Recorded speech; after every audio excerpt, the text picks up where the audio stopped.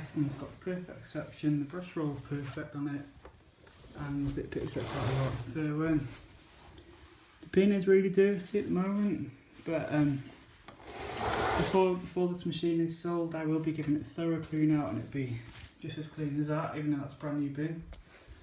Can we go to this DC14 here?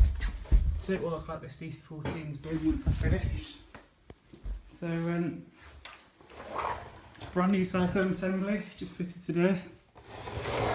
I just vacuumed my landing with this Dyson to show it in action.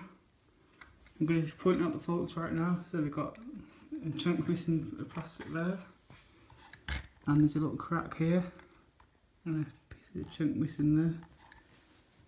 So it's nothing that affects the performance. It's got full section from the hose, it's had a new internal hose, it's a new brush bar and new filters, and a new cyclone assembly. So it's had a new HEPA filter in there. And we'll just get this out. Brand new filter there. So I think there's a tiny bit of plastic missing there, but obviously it doesn't affect the machine. After the vacuuming the landing, the motor is slightly warm, but it's not any warmer than it should be. So it's a fully effective motor. It's not boiling, but it's not cool either.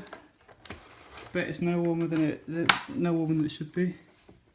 I have just noticed there's a crack in the casing for this filter. I'll just get that out for you. So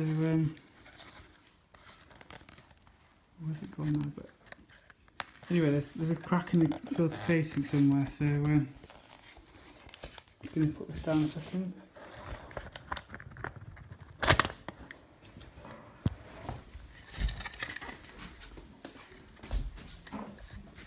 But anyway, I've got a new filter casing, so it doesn't matter. And it's not brand new, it's second hand stuff Dyson I had. I'll need to give it a bit of a wipe over, which I'll be doing with the whole machine anyway. So I'm going to put the camera down a second.